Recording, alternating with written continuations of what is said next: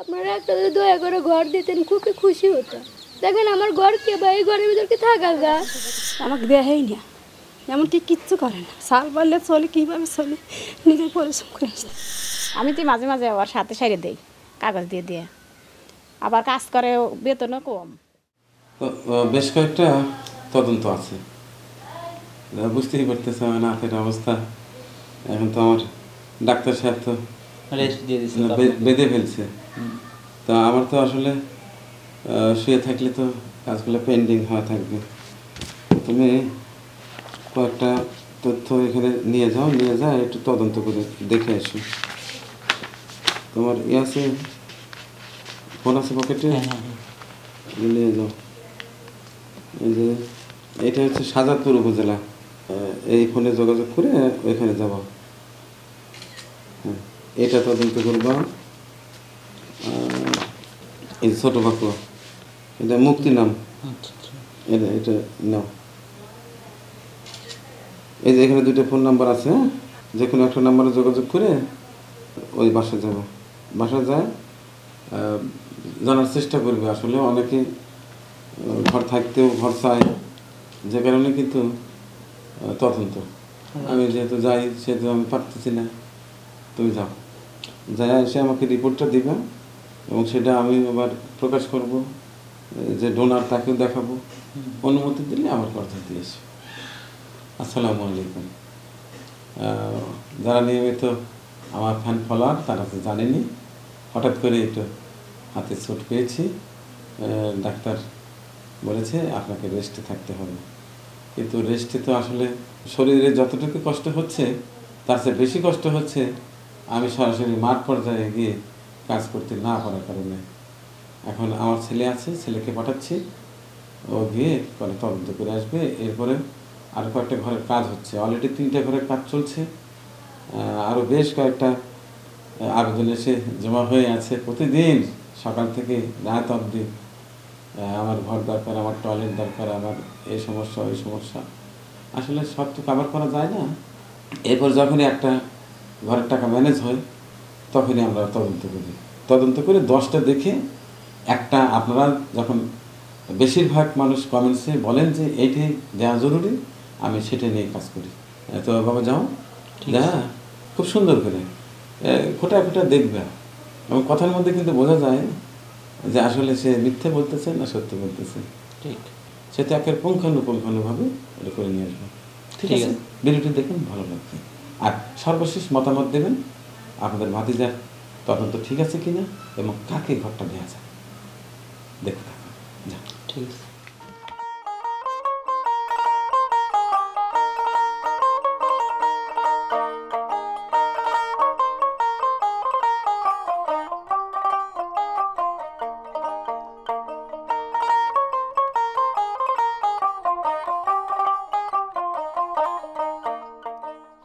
আপনি এই ঘরের জন্য বলছিলেন? জি এই যে এই ঘরে থাকেন না? জি, আমার নাম মোহাম্মদ মুক্তি খাতুন। আমার বাড়ি ছোট বাঁকুড়া কারিকা পাড়া। আমার স্বামী একজন কৃষিকাজ করে। আমার একটা ঘরের খুব প্রয়োজন। ছোট বাচ্চা নিয়ে দেখেন আমি কত কষ্টে থাকি। স্বামী কৃষিকাজ করে ঘর দিতে পারে না, তো আপনাদের কাছে তার জন্য গেছি, যদি দয়া করে একটা ঘর দিতেন খুবই ভালো হতো। ছাপড়ার ভিতর কি এখনকার মানুষজন কেউ থাকে? পরিস্থিতি স্বীকার করে আপনাদের কাছে গেছি, একটা ঘর দিলি ভালো হয়। বৃষ্টি নামলে পরে ছাড়লে ছাপড়ে ঘরের মধ্যে থাকা যায় না, ছোটো বাচ্চা থাকবেও যায় না, টাকা পয়সাও এইভাবে নাই যে একটা ঘর দুয়ার দেবো। কামাই করে আমার দেখেন আমার অসুখ, আমি প্রতিবন্ধী, আমার জন্য ওষুধ মজুদ কিনা লাগে। সেই জন্য আপনাদের কাছে গেছি একটা ঘরের জন্য। আপনারা একটা যদি দয়া করে ঘর দিতেন খুবই খুশি হতো। দেখেন আমার ঘর কে বা এই ঘরের ভিতর কি থাকা যায়? একটা ঘর দিয়ে দিবেন দয়া করে, জানি আমি আমার ছেলেগুলো ভালোভাবে থাকবে বাড়ি। দোয়া করবো আপনাদের জন্য, আল্লাহ জানি দিবের দেয় আপনার ঘরে।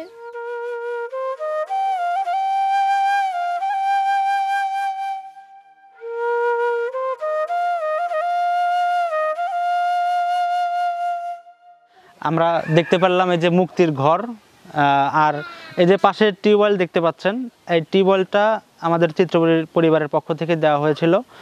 তার পাশে যদি আরেকটু আপনাদেরকে দেখাই, এই যে এটা হচ্ছে এনাদের বাথরুম দেখেন, এই কোনো রকম ছালা দিয়ে আর কি এভাবে রাখা হয়েছে।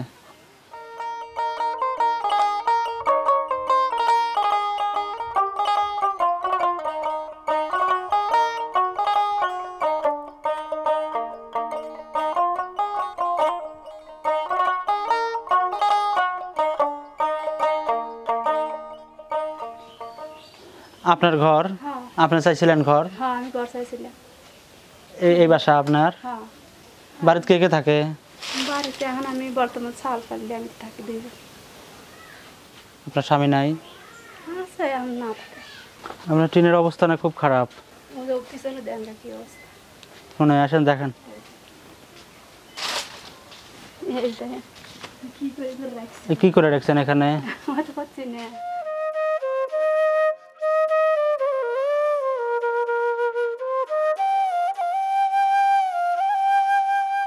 আমার একটা ঘরের প্রয়োজন, আমি ঘরে থাকতে পারতেছি না এমন অবস্থা।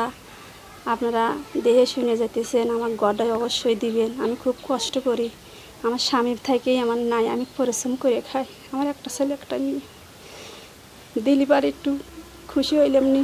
এমনকি জ্বর হাঁপট আসে, বৃষ্টি আসে, আমি চাল পারলে থাকতে পারি না। কপার জান না কপার সব ভেঙে গেছে, আমার টিন মিন একবার খসে পড়ে যেতেছে। পলিথিন দিয়ে রাখছি মাথার উপরে, পলিথিন দিয়ে রাখছি, তাও থাকতে পারতেছি না চাল পারলে আমি এমন অবস্থা। আমার একটা ছেলে একটা মেয়ে, আমি এটা বিয়ে দিছি খুব চা চিন্তা করে নিজে কর্ম করে খাই, শরীরে আর পারিনি। একটু এটা সহজতে করলি আমার কাছে একটু ভালো হইল নি। আপনার স্বামী কোনো কাজ কাম করে না? করে একটু কাজ করে, চলে না? আমাকে দেখাই না, এমনকি কিচ্ছু করে না। চাল পারলে চলে, কীভাবে চলে নিজের পরিশ্রম করে আসতেছে। নিজে নিজে কাজ করেন না? নিজে নিজে কাজ কাজ বাসা বাড়িতে কাজ করেন না, ওই বাবুল ভাই কারখানা কাজ করতেছে। কারখানায় কাজ করেন, ওখান থেকে যা টাকা পান সেই টাকা দিয়ে আপনার সংসারটা চলে? কাজ করলে পেটে ভাত, না করলে না, এমন অবস্থা। ঠিক আছে, আমি দেখে গেলাম, হ্যাঁ, আর ওই যে ভিডিও ধারণ করে নিয়ে গেলাম, সবাই দেখবে, দেখার পরে তারা একটা ডিসিশন নিয়ে নেবে। আমার অবস্থা সকালের কাছে শুনে দেন, সবাই একই কথা বলবে, সত্যি কি মিথ্যে। পোলাপান আছে, এক টাকা পয়সাও দেয় না, আবার ঘরটা ভাঙা পানি পড়ে। আমি তো মাঝে মাঝে ওর সাথে সাইডে দেই কাগজ দিয়ে দিয়ে। আবার কাজ করে, বেতনও কম, মানে এখন পেট চালান লাগবে, এখন আপাতত কাজ করে। তাহলে কি ওনাকে ঘর দেওয়া যায়? ঘর দিলে কি উপকার হবে? হ্যাঁ দিলে উপকার হবে, দিলে উপকার হ্যাঁ হবে না? উপকার হবে, খুব উপকার হবে।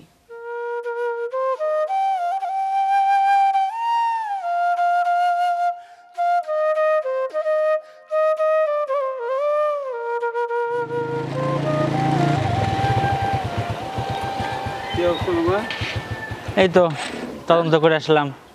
হ্যাঁ ঘামিয়েছি। হ্যাঁ হ্যাঁ। দেখো, খালি ঘুমাও, দেখো অত সহজ না।